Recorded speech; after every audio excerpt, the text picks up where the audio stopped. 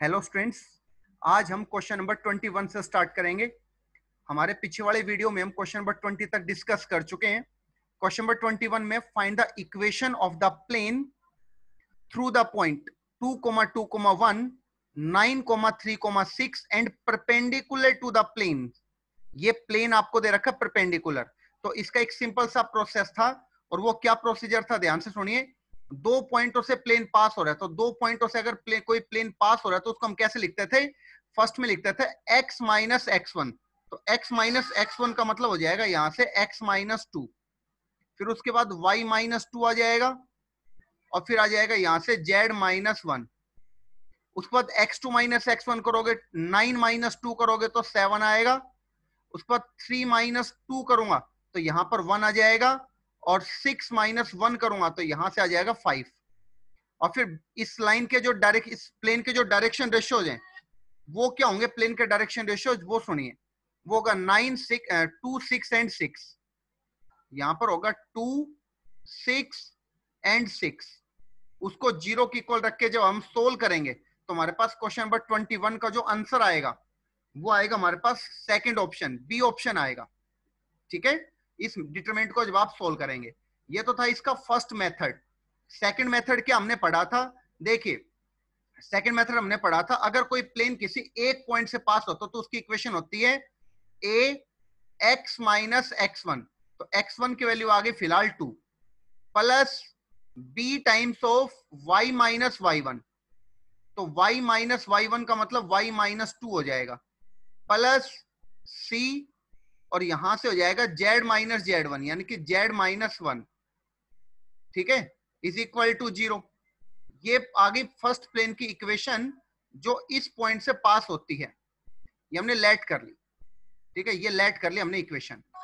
अब ये जो पॉइंट है 9, 3, 6 वो इस प्लेन को सेटिस्फाई करेगा। तो 9 अगर मैंने x के जगह पे पुट किया तो यहां से आएगा 7a। उसके बाद 3 को मैंने यहां पे पुट किया तो यहां से आएगा 1b। उसके बाद 6 को यहां पे पुट किया तो यहां से आएगा 5c इज इक्वल टू 0। उसके बाद ये जो प्लेन है ये प्लेन परपेंडिकुलर है रिक्वायर्ड प्लेन के साथ, परपेंडिकुलर है। तो परपेंडिकुलर में क्या होता है? a1 a2 plus b1 b2 plus c1 c2 is equal to 0। मतलब इसके डायरेक्शन रेशियो आपके पास a b एंड c दे रखे हैं, और यहाँ पे 2, 6, 6 है, तो यहां से इक्वेशन आएगी 2a plus 6b plus 6c। ठीक है, 6c आएगा इज इक्वल टू 0। और इनको आप जब सोल्व करेंगे इन दोनों को तो आपके पास एबीसी की वैल्यू आएगी क्रॉस मल्टीप्लीकेशन मेथड से, और उन एबीसी को हम यहाँ पे फर्स्ट इक्वेशन में सब्स्टिट्यूट कर देंगे। तो ऐसा करने से हमारे पास फर्स्ट ऑप्शन इसका सेकंड ऑप्शन आ जाएगा। ये मैंने आप लोगों को बताया था क्वेश्चन नंबर 21 का सेकंड ऑप्शन। तो मैंने इसके दोनों मेथड आप लोगों को बता दिए हैं। अगर किसी स्टूडेंट को थ्योरी में दिक्कत है तो मैं साथ साथ वैसे थ्योरी को रिवाइज कर रहा हूं, लेकिन जो पीछे के वीडियो मैंने बनाए हैं उन सभी में इसके थ्योरी को रिवाइज ऑलरेडी कर चुका हूं। उसके बाद देखिए क्वेश्चन नंबर 22 में what is the equation of the plane, what is the equation of the plane through the point -1, 1, 1, 1, -1, 1 and perpendicular to the plane. Same question दे रखा आपके पास, ये दो पॉइंट है और एक प्लेन दे रखा है, और प्लेन भी कैसा है? परपेंडिकुलर, जैसा ऊपर वाले क्वेश्चन में था। तो आप इन दोनों में से कोई भी एक मेथड यूज कर सकते हैं जो मैंने आपको बताया। तो क्वेश्चन नंबर 22 जो है जब आप सोल्व करोगे तो आपका यहां से सी ऑप्शन आना चाहिए इस क्वेश्चन का। ओके, अब बात करते हैं क्वेश्चन नंबर 23 की। देखिए क्वेश्चन नंबर 23 में है the equation of the plane passing through 1, 1, 1, 1, -1, -1 and perpendicular दे रखा अगेन यहां से भी आपके पास। और वो परपेंडिकुलर प्लेन की इक्वेशन क्या है? 2x minus y plus z plus 5 is equal to 0। तो अगेन आप समझ चुके हो कि क्वेश्चन नंबर 21, 22 एंड 23 ये तीनों सेम ही मेथड के क्वेश्चंस हैं हमारे पास। और इसको हम कैसे सोल्व करेंगे? तो जो मैंने आपको दो मेथड बताए उनमें से कोई भी मेथड आप यहाँ पे यूज कर सकते हैं। और इस क्वेश्चन का आंसर भी कौन सा आएगा? सेकंड ऑप्शन आएगा यहाँ से। उसके बाद नेक्स्ट क्वेश्चन है, देखिए next question, question number 24। Question number 24 में देखिए क्या दे रखा है आपको। यहां से लिखा हुआ है कि इक्वेशन ऑफ द प्लेन आपको फाइंड आउट करनी है passing through the point having position vector. एक तो कितना दे रखा है 3i माइनस जे माइनस 2k, मतलब 3 माइनस 1 एंड माइनस 2 एक पॉइंट हो गया and perpendicular to the vector, इस वेक्टर के परपेंडिकुलर है। तो इसकी इक्वेशन बता चुका हूं मैं, ठीक है। 13.6 में हमने इसको इक्वेशन में डिस्कस किया था और वो क्या था, r vector minus r one vector dot n vector is equal to 0, ठीक है। तो आपके पास ये जो वेक्टर है ये तो हो जाएगा आर वन वेक्टर, ठीक है। और ये वेक्टर कौन सा हो जाएगा, ये हो जाएगा इसका नॉर्मल वेक्टर, ये हो जाएगा इसका एन वेक्टर। आप इस इक्वेशन में पुट करो और पुट करके जब सोल्व करोगे तो आपके पास 24 का डी ऑप्शन आएगा, ठीक है। आई होप यहां तक सभी को समझ में आ गया होगा। नेक्स्ट क्वेश्चन की बात करते हैं, क्वेश्चन नंबर 25। देखिए क्वेश्चन नंबर 25 में है, if the position vector of the points A and B are 3i cap plus j cap plus 2k cap and I cap minus 2j cap minus 4k cap respectively, then the equation of the plane through B point से पास होता है, perpendicular है AB के साथ। तो same वही question बन गया जो अभी हमने डिस्कस किया है, क्योंकि जो B पॉइंट से जो पास होगा उसको तो हम कहेंगे यहां से R1 वेक्टर, ठीक है, क्योंकि एक पॉइंट से पास हो रहे हैं। और जो ए बी वेक्टर आपके पास बनेगा, ए बी वेक्टर, उसको आप कहेंगे क्या, नॉर्मल वेक्टर, एन वेक्टर कहेंगे। इक्वेशन में आपको बता चुका हूं, r minus r one vector dot n vector is equal to 0। इसको आप सोल्व कर अप्लाई करेंगे तो आपके पास 25th क्वेश्चन का जो आंसर है वो आपके पास आएगा यहां से, सेकंड ऑप्शन आएगा, बी ऑप्शन आएगा यहां से, ठीक है। उसके बाद नेक्स्ट क्वेश्चन की बात करते हैं। देखिए क्वेश्चन नंबर 26 में, क्वेश्चन नंबर 26 में है the equation of the plane containing the line. ध्यान से सुने, equation of the plane containing the line, इन दो लाइनों को ये प्लेन कंटेन करता है। तो आप इन दोनों लाइनों को ऑब्जर्व करो, इनके डायरेक्शन रेशियो सेम है। देखो दोनों लाइनों के डायरेक्शन रेशियो 2 माइनस 1 एंड 3 है, यानी कि सेम है। और जब दोनों लाइनों को प्लेन कंटेन करता है, ठीक है, एक प्लेन है वो दो लाइनों को कंटेन करता है, तो हमें समझ में आया कि वो दोनों लाइन आपस में कैसी हैं, पैरेलल। दो अलग अलग पॉइंटों से लाइनें पास हो रही हैं। तो ये किस किस से पास हो रही है, यहां से 1 माइनस 1 एंड 0 से। तो डिटर्मिनेंट आपको पता होगा यहां से, ठीक है। और यहां से पॉइंट क्या था, 0 2 एंड माइनस 1। तो इक्वेशन क्या थी, x माइनस x1, ठीक है। तो x माइनस 1 हो जाएगा, y प्लस 1 हो जाएगा, z माइनस 0 यानी कि z हो जाएगा, ठीक है। फिर x2 माइनस x1 करोगे तो 0 माइनस 1 करने से आपके पास आएगा 1, ठीक है। 0 minus of minus, sorry minus 1 आएगा, 0 में से आपने 1 को माइनस किया। तो फिर 2 में से माइनस 1 को माइनस करोगे तो कितना आएगा आपके पास, 3 आएगा। और 1 में से 0 को माइनस करोगे तो 1 आएगा। फिर नीचे डायरेक्शन रेशियो लिखने थे, b1 b2 b3, तो आ जाएगा 2 माइनस 1 3, ठीक है, इज इक्वल टू 0। और ये मैं आपको 13.8 तक साइज में बता चुका हूं ऑलरेडी, ठीक है। 13.8 तक साइज में आप लोगों को इस टाइप के क्वेश्चंस बहुत सारे मिल जाएंगे, तो वहां से आप इसको देख सकते हैं अगर यहां से थोड़ा कम समझ में आया तो, ओके। उसके अच्छा, तो इस क्वेश्चन का जो आंसर आएगा 26 का, वो आपके पास डी ऑप्शन आना चाहिए, ऑप्शन नंबर डी, 8x, उसके बाद 8x plus y minus 5z minus 7 is equal to 0। उसके बाद चलते हैं क्वेश्चन नंबर 27 पे। क्वेश्चन नंबर 27 में देखिए, क्वेश्चन नंबर 27 में यहां से हमारे पास the equation of the plane which cut equal intercepts of unit length, equal intercepts of unit length on the axis, मतलब एक्स एक्सिस पे भी जो लेंथ है वो 1 है, वाई एक्सिस पे भी लेंथ 1 है और जेड एक्सिस पे भी लेंथ 1 है। तो यहां से इसका मतलब हम कह सकते हैं कि हमारे पास देखो इंटरसेप्ट इक्वेशन थी, और इंटरसेप्ट इक्वेशन क्या होती है, x upon a plus y upon b, x upon a plus y upon b और plus z upon c is equal to 1। ये हम 13.6 में सीख चुके हैं। और यहां पर a की जगह पे भी आपको 1 पुट करना है, b की जगह पे भी 1 पुट करना है, c की जगह पे भी 1 पुट करना है। तो यहां से आपको काफी आसानी से दिख जाएगा किसका 27th क्वेश्चन का सेकंड ऑप्शन आएगा यहां से। अब बात करते हैं क्वेश्चन नंबर 28 की। देखिए क्वेश्चन नंबर 28 में यहां से लिखा हुआ है आपके पास find the intercepts on the axis cut by the plane. इस प्लेन के ऊपर जो इंटरसेप्ट है वो आपको बताने क्या होंगे। तो यहां पर क्या लिखा हुआ है ध्यान से समझिए, लिखने का कि ये दूसरा मेथड है। यहाँ पे लिखा हुआ है आर वेक्टर डॉट, अब जो ब्रैकेट में 2 -3 और 4 है इनके साथ आई जे की अप्लाई करके आप एन वेक्टर कह सकते हो यहां से, मतलब 2i cap -3j cap plus 4k cap. अब इंटरसेप्ट क्या बनेंगे वो हमें देखना है यहां से। तो जब मैं इसको सोल्व करूंगा तो हमारे पास यहां से आएगा 3x, यहां से कितना आएगा 2x minus 3y। 28th question है 2x, एक सेकेंड, हाँ 2x minus 3y plus 4z is equal to 12 है। अब क्या करेंगे हम इन सबको 12 से डिवाइड करेंगे।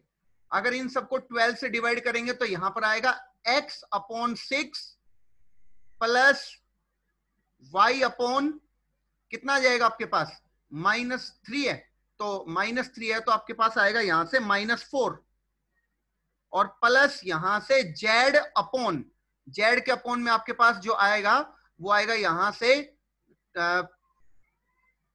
4 और 12 है तो कितना आएगा 3 आ जाएगा यहां से, इज इक्वल टू 1 आपके पास आ जाएगा। तो ये हो गया आपके पास a की वैल्यू, ये b की वैल्यू आ गई, ये c की वैल्यू आ गई। तो इंटरसेप्ट क्या आ गए 6 -4 एंड 3। तो अगेन हम कह सकते हैं इस क्वेश्चन का भी सेकंड ऑप्शन बी ऑप्शन होगा यहां से।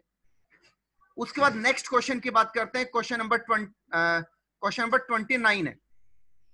If the plane 3x minus 2y minus z minus 18 is equal to 0 meets the coordinate axis in ABC, then centroid of the triangle आपको बताना है centroid। तो centroid के लिए हमें ट्रायंगल के तीनों वर्टेक्स ABC हमें पता होना चाहिए। ये A पॉइंट हो गया, ये पॉइंट B है और ये पॉइंट C है। A पॉइंट है वो x एक्सिस के ऊपर अगर है तो यहां से उस पॉइंट का कोऑर्डिनेट क्या होगा वो समझिए यहां से। तो कोऑर्डिनेट क्या होगा यहां से, पहले हम इसको इंटरसेप्ट फॉर्म में लिखेंगे। इंटरसेप्ट फॉर्म में कैसे, यहां से 12 इज इक्वल टू 0 कटा के और -18 को राइट साइड में लेके जाएंगे तो +18 हो जाएगा। फिर 18 से डिवाइड करूंगा तो आपके पास आएगा x के अपॉन में कितना आएगा 6, x के अपॉन में 6 आएगा तो हम कह सकते हैं यहां से 6 0 0, ठीक है। x इंटरसेप्ट आ गया 6। b की वैल्यू क्या आएगी, जो ऊपर वाले क्वेश्चन में अभी हमने सोल्व किया वैसे ही यहां पर b की वैल्यू कितनी आएगी, तो आएगी y के अपॉन में -9 आएगा, y के अपॉन में आएगा -9। तो इसलिए इसका कोऑर्डिनेट हो जाएगा यहां पर 0, -9, 0। ये b पॉइंट का कोऑर्डिनेट हो जाएगा। और अगर मैं c पॉइंट के कोऑर्डिनेट की बात करूं इसी तरीके से तो हो जाएगा 0, 0, कितना आएगा यहां से -18, क्योंकि z के साथ माइनस लिखा हुआ है, ध्यान से देखिए आप, ठीक है। यहां तक मुझे लगता है सभी स्टूडेंट्स को समझ में आ गया होगा। अब हमें इस ट्रायंगल का सेंट्रोइड फाइंड आउट करना है। तो सेंट्रोइड का फॉर्मूला क्या था, x1 + x2 + x3 upon 3, y1 + y2 + y3 upon 3, z1 + z2 + z3/3। तो आपके पास 6 + 0 + 0 अपॉन 3 करोगे तो कितना आएगा, यहां से 2 आएगा, ठीक है ना। x की वैल्यू 2 आएगी तो वो आपको सेकंड ऑप्शन में दिख रही है, ठीक है। तो क्वेश्चन नंबर 29 का भी सेकंड ऑप्शन आएगा। अब बात करते हैं क्वेश्चन नंबर 30 की। देखिए क्वेश्चन नंबर 30 में क्या लिखा हुआ है यहां से, क्वेश्चन नंबर 30 में है if the plane 7x + 11y + 13z is equal to 3003 लिखा हुआ है, meets the coordinate axis in ABC, then centroid आपको बताना है। ये तरीका मैं आपको समझा चुका हूं ऑलरेडी। तो क्वेश्चन नंबर 30 का जो आपके पास आंसर आना चाहिए वो डी ऑप्शन आना चाहिए, ठीक है, वो डी ऑप्शन इस क्वेश्चन का आना चाहिए। उसके बाद बात करते हैं क्वेश्चन नंबर 31 की। देखिए क्वेश्चन नंबर 31 में क्या लिखा हुआ है यहां से, क्वेश्चन नंबर 31 में है कि if for a plane the intercepts on the coordinate axes are 8, 4, 4, then the length of the perpendicular from origin। तो काफी आसान क्वेश्चन है भाई। आप कैसे करेंगे, देखिए यहां पे आपके पास इंटरसेप्ट्स दिए हुए हैं तो आप क्या लिखेंगे इसको, मेरी बात समझिए पहले ध्यान से भाई, x अपॉन a मतलब 8 हो जाएगा प्लस y अपॉन b यानी कि 4 आ जाएगा plus z upon 4 is equal to 1। और जब आप इसका एलसीएम लेके सोल्व करेंगे तो आपके पास इक्वेशन ऑफ द प्लेन आ जाएगी x प्लस, क्योंकि आप 8 एलसीएम लेंगे तो x प्लस कितना आएगा आपके पास, समझ में आ रहा है सभी को, 2y प्लस 2z। ओके, उसके बाद 8 राइट साइड में जाएगा, उसको आप लेफ्ट साइड में लेके आएंगे, -8 इज इक्वल टू 0। अब यहां से कह रहा है इस प्लेन का आपको ओरिजिन से, देखिए ये ओरिजिन लिखा हुआ था यहाँ पे, इस ओरिजिन से परपेंडिकुलर डिस्टेंस निकालनी है। तो परपेंडिकुलर डिस्टेंस कैसे पढ़ा था हमने 13.9 तक साइज में, एक ही टॉपिक पढ़ा था वहां पे 13.9 में, कि 0 0 0 आप यहाँ पे सब्स्टिट्यूट करेंगे तो ये ऊपर आएगा -8 और उसका मॉडुलस करेंगे तो ऊपर तो आएगा आपके पास 8 और नीचे क्या आएगा 1 का स्क्वायर 2 का स्क्वायर 2 का स्क्वायर, इन सब का सम अपॉन अच्छा उसका रूट भी आएगा, तो 2 का स्क्वायर 4, 2 का स्क्वायर 4 और 1 टोटल 9 आया, 9 का आएगा कितना 3। तो यहां से हम कह सकते हैं इसका सी ऑप्शन आएगा यहां से इस क्वेश्चन का। ओके, उसके बाद नेक्स्ट क्वेश्चन की बात करते हैं, क्वेश्चन नंबर 32। देखिए क्वेश्चन नंबर 32 में है the plane 2x plus 3y plus 4z is equal to 1 is equal to 1 दे रखे हैं, और आगे कह रहा है यहां से meets the coordinate axis in ABC। तो आपको सेंट्रोइड निकालना है, ये क्वेश्चन हम काफी कर चुके हैं, 3-4 क्वेश्चन कर चुके हैं इसके जैसे। तो क्वेश्चन नंबर 32 का जो एग्जैक्ट आंसर आना चाहिए क्वेश्चन नंबर 32 का, वो आपके पास डी ऑप्शन आना चाहिए इस क्वेश्चन का। आई होप यहां तक सभी स्टूडेंट्स कर लेंगे। उसके बाद 33 क्वेश्चन पे चलते हैं। क्वेश्चन नंबर 33 पे क्या कह रहे हैं देखिए, if the plane meets the coordinate axis at ABC such that the centroid of the triangle ABC is 1, 2, 4। तो आपको इक्वेशन ऑफ द प्लेन बतानी है, इक्वेशन ऑफ द प्लेन। तो देखिए सबसे पहले हम क्या करेंगे, हमारे पास एक प्लेन है, देखिए ये x axis y axis z axis हमने बना ली, ये एक्स एक्सिस ये हम अपनी बुक के अंदर भी क्वेश्चन पढ़ चुके हैं, जब मैंने थ्योरी पढ़ाई थी तब मैं आपको ये पढ़ा चुका हूं ऑलरेडी। ये कोई प्लेन आपके पास जो A B C point x axis y axis और जेड एक्सिस के ऊपर रेस्पेक्टिवली लिखे हुए हैं, ठीक है। अच्छा ए पॉइंट का कोऑर्डिनेट क्या होगा, अब ए पॉइंट क्योंकि एक्स एक्सिस पे, इसका मतलब यहां पर वाई और जेड की वैल्यू 0 मिलेगी। तो अगर आप इसमें यहां से कोई पॉइंट जर्नल समझना चाहें तो इसको आप कह सकते हैं A0 0, ठीक है। उसके बाद बी पॉइंट की बात करूं तो वो आ जाएगा 0, B, 0 जो कि वाई एक्सिस पे था, और सी पॉइंट जेड एक्सिस पे वो हो जाएगा 0, 0, C। ये आपके पास हो जाएगा पॉइंट सी का कोऑर्डिनेट। अब एक ट्रायंगल आपके पास बन चुके हैं ABC, इस ट्रायंगल का सेंट्रोइड आपको दे रखा 1, 2, 4। वैसे सेंट्रोइड होता क्या है, centroid x1 plus x2 plus x3/3 y1 plus y2 plus y3/3 होता है। तो आप यहां से कह सकते हैं a/3, b/3, c/3 आएगा, और वो आपको दे रखा है यहां से a/3 है, उसको 1 की इक्वल करेंगे तो a की वैल्यू कितनी आएगी आपके पास 3 आएगी। उसके बाद b की वैल्यू कितनी आ जाएगी, यहां से b/3 को आप 2 के इक्वल करेंगे तो b की वैल्यू 6, और इस c/3 को जब आप इस 4 के इक्वल करोगे तो c की वैल्यू 12 आएगी। उस abc को आप यहां पे पुट कर दो abc के जगह पे, ठीक है। और इक्वेशन ऑफ द प्लेन क्या होती है, इक्वेशन ऑफ द प्लेन होती है x upon a intercept form में प्लस y अपॉन b और plus z upon c is equal to 1। और एबीसी की वैल्यू जो हमने अभी फाइंड आउट किया उनको आप यहां पे पुट कर दो। पुट करने के बाद आप ऑब्जर्व करोगे कि 33 क्वेश्चन के जो ऑप्शंस हैं इनमें से जो डी ऑप्शन होगा वो इसका बिल्कुल करेक्ट ऑप्शन होगा, ठीक है। सभी स्टूडेंट्सों को जब ऑनलाइन क्लासेस के साथ साथ नोटबुक जरूर लेके बैठनी है, ताकि जो मैं एक्सप्लेन कर रहा हूं, ठीक है, जो मैं लिख नहीं रहा मतलब सिर्फ एक्सप्लेन कर रहा हूं, वो आप लोगों को हैंड टू हैंड नोट भी करना है। अदरवाइज आप वीडियो को रिवाइंड करके समझेंगे तब आप देख सकते हैं, ओके, तब आपको अच्छे से सब चीजें क्लियर हो जाएंगी।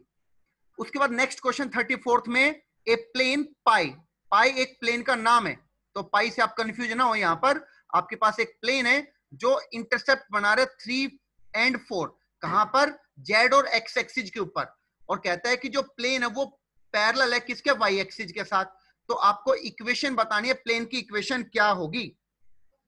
तो ध्यान से समझिए एक बार, a plane parallel to y axis has the equation, उस प्लेन की इक्वेशन क्या होती है जो वाई एक्सिस के पैरेलल होता है, तो उसकी इक्वेशन आ जाएगी यहां से ax, यहां से उस प्लेन की जो इक्वेशन है वो आएगी आपके पास ax प्लस सी जेड, ax प्लस सी जेड प्लस कोई कांस्टेंट भी हो सकता है, अगर कांस्टेंट नहीं लिखा यहां पर तो वो ओरिजिन से पास हो जाएगी, ठीक है। ये कोई प्लेन की इक्वेशन है जो वाई एक्सिस के पैरेलल होगा, ठीक है, ये सभी को पता होगा। अब यहां से क्या बताया है कि जो वो प्लेन है वो 3 और 4 दो इंटरसेप्ट बनाता है जेड और एक्स एक्सिस के ऊपर, तो इसका मतलब क्या होगा, अगर जेड एक्सिस पे 3 इंटरसेप्ट बना रहा है, इसका मतलब 0,0,3 एक पॉइंट हो गया जो प्लेन के ऊपर है। इसी तरह से 4 अगर एक्स एक्सिस के ऊपर है तो यहां से एक पॉइंट हो जाएगा 4,0,0 जो प्लेन के ऊपर है। तो आपके पास एक प्लेन की इक्वेशन है और 2 पॉइंट आपके पास दिए हुए हैं, इन दोनों पॉइंटों को बारी बारी से आप यहां पे पुट करोगे तो आपके पास इनकी वैल्यूज आ जाएंगी यहां से, ठीक है। यहां से आप वैल्यूज निकाल पाएंगे इन सब की एक ही टर्म में। जैसे आपने अगर फर्स्ट पॉइंट पुट किया 0,0,3 तो 0,0,3 पुट करोगे तो आपके पास यहां से c की वैल्यू आ जाएगी एक ही टर्म में, ठीक है। हालांकि वो 0 होगा, उसके बाद आप इनको इसी तरह से सोल्व करो तो आप ये समझिए ना कि अगर आप 0,0,3 को इसमें पुट करोगे इस इक्वेशन में तो आपके पास एक इक्वेशन आएगी, वो इक्वेशन आएगी, मैं इक्वेशन लिख रहा हूं यहां से 3c plus d is equal to 0। और जब आप सेकंड पॉइंट को पुट करेंगे इसमें तो आपके पास आएगा 4a plus d is equal to 0, ठीक है। आपके पास दो इक्वेशन आएंगे इन दोनों पॉइंटों को पुट करने से।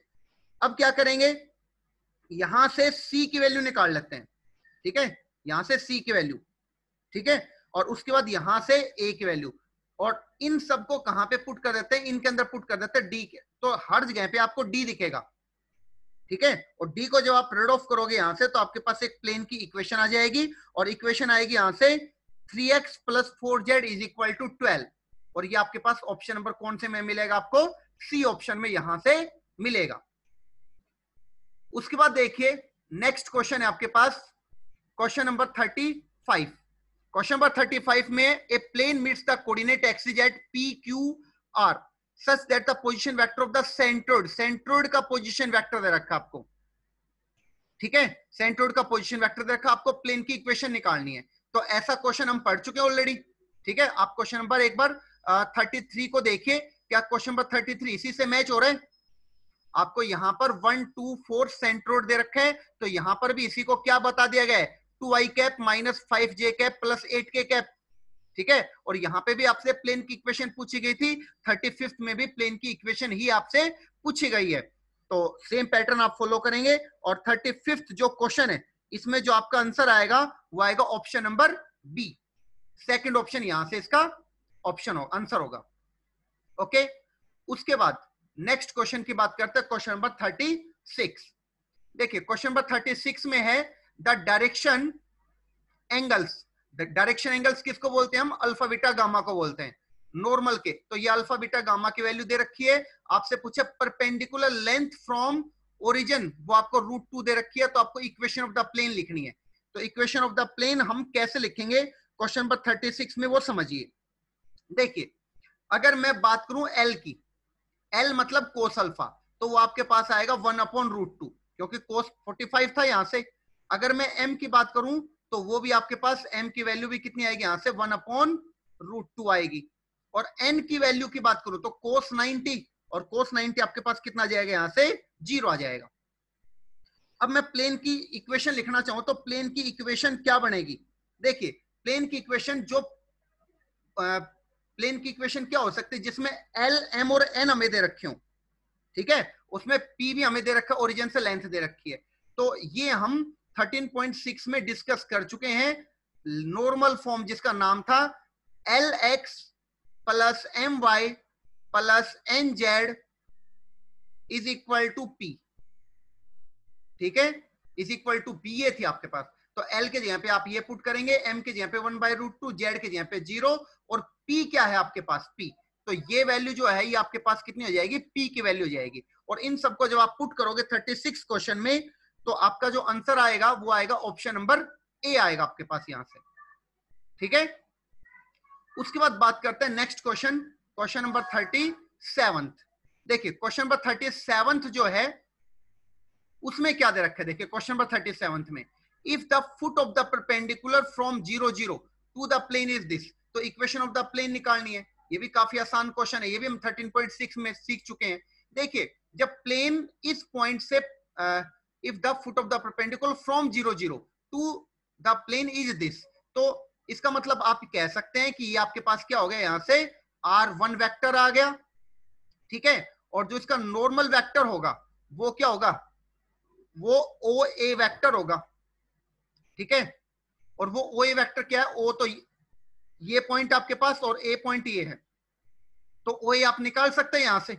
ऐसा है तो आपके पास ये आपके पास कोई पॉइंट A हो गया, और आप 0 0 से ये आपके पास O हो गया, यहां से इसके ऊपर परपेंडिकुलर डाला गया, तो प्लेन की इक्वेशन निकालनी है। तो इक्वेशन क्या होती थी, R vector minus R1 vector. ये हम 13.6 में सीख चुके हैं, ये शायद यहां तक सबको समझ में आ गई होगी मेरी बात। इज इक्वल टू 0, आप इसको सब्स्टिट्यूट करेंगे, यहाँ पे 0 लिखा हुआ है मैंने, और सोल्व करके हमारे पास इस क्वेश्चन का आंसर आ जाएगा। उसके बाद नेक्स्ट की बात करते हैं, नेक्स्ट क्वेश्चन नंबर 38 है। 38 क्वेश्चन में देखिए, the equation of the plane perpendicular to 3i cap minus 2i cap minus 3j cap plus 5k cap is at distance of 5 unit from the origin. तो आपको equation of the plane बतानी है। जब इससे पास हो रही है, इसका मतलब ये तो इसका नॉर्मल वेक्टर हो गया। ठीक है, ये तो इसका नॉर्मल वेक्टर हो गया है। ठीक है, और वो परपेंडिकुलर डिस्टेंस आपको दे रखे 5 यहां से। तो आप कैसे कैलकुलेट करेंगे, समझिए ध्यान से। आपके पास एक प्लेन है, और प्लेन ओरिजिन से यहां पे आपके पास 0 0 एंड 0 है। ठीक है, 0 0 0 है, और यहां से आपने उसके ऊपर परपेंडिकुलर डाला।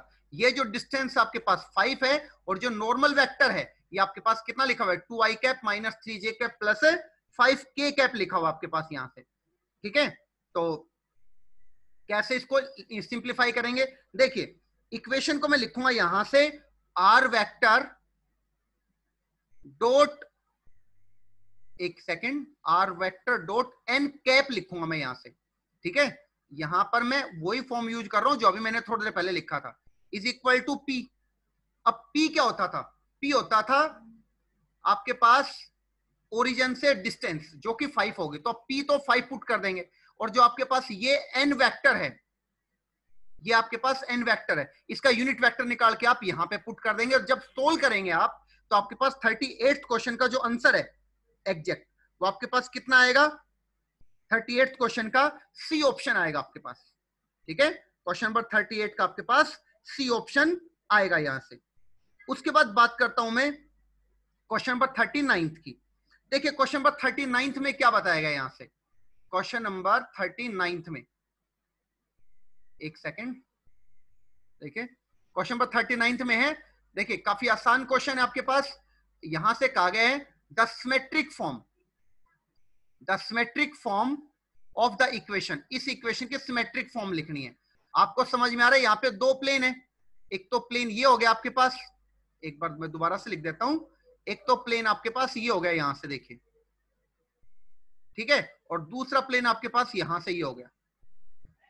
इन दोनों प्लेन को 1 बाय 1 अगर जब सोल्व करेंगे तो हमारे पास एक इक्वेशन आएगी। जैसे समझिए एक प्लेन आपके पास ये है, और एक दूसरा प्लेन और है जो इसको एक दूसरे को इंटरसेक्ट कर रहे हैं यहां पर। तो इस लाइन की इक्वेशन हमें फाइंड आउट करनी है। उसका प्रोसीजर मैंने आपको बताया हुआ है। सबसे पहले आप यहां से 2 स्टेप्स में आप इसको करेंगे। फर्स्ट स्टेप क्या था, कांस्टेंट को आप 0 सब्स्टिट्यूट करेंगे, जेड को आप 0 सब्स्टिट्यूट करेंगे। तो जेड को अगर मैं हटा दूं यहां से, जेड को यहां से हटा दूं, तो आपके पास जो इक्वेशन बनी हुई है, इस इक्वेशन से आप एक्स और वाई की वैल्यू निकालेंगे। तो ऐसा करने से आपको एक्स और वाई की वैल्यू जो मिलेगी वो कितनी मिलेगी, -2,5,0, -2,5,0, यानी कि सेकंड ऑप्शन की बात कर रहा हूं मैं। ठीक है ना, और डायरेक्शन रेशियो निकालने के लिए क्या करेंगे, जो कांस्टेंट्स होते हैं उन कांस्टेंट्स को हम यहां से रिमूव करेंगे। एक बार हम यहां से कांस्टेंट्स जो हैं उनको हटा देंगे। ठीक है, तो आपके पास दो इक्वेशन आ गई, एक तो ये इक्वेशन आ जाएगी, ठीक है, और एक आपके पास ये इक्वेशन आ जाएगी। यहां से कांस्टेंट को हटाने के बाद वहां से आप क्रॉस मल्टीप्लीकेशन सोल्व करेंगे तो एबीसी की वैल्यू आपके पास आएगी, वो आएगी -3,2,5। ये डायरेक्शन रेशियो। तो ऑप्शन नंबर सेकंड इस क्वेश्चन का करेक्ट ऑप्शन होगा। ऐसा क्वेश्चन हम डिस्कस कर चुके हैं ऑलरेडी। लास्ट क्वेश्चन पढ़ रहे हैं, question number 40। The equation of the plane which passes through -1, 2, -1 and parallel to the plane, इस प्लेन के पैरेलल है। तो देखिए, अगर हम ये कह रहे हैं कि इक्वेशन ऑफ द प्लेन हमें फाइंड आउट करनी है जो इस पॉइंट से पास हो रहे हैं, इस प्लेन के पैरेलल है, तो किसी पैरेलल प्लेन की इक्वेशन हमें पता है क्या हो जाएगी, x - y + 2z। आप डायरेक्शन रेशियो तो सेम रखेंगे, उसके बाद उसमें कोई कांस्टेंट ऐड कर दो। आपने यहां से k ऐड कर दिया = 0। अब जो ये पॉइंट आपको दिया हुआ है, इस पॉइंट को आप इस इक्वेशन में पुट करो x y z के जगह पे, तो आपके पास जो k की वैल्यू आएगी यहां से, ठीक है, वो k की वैल्यू आएगी -20।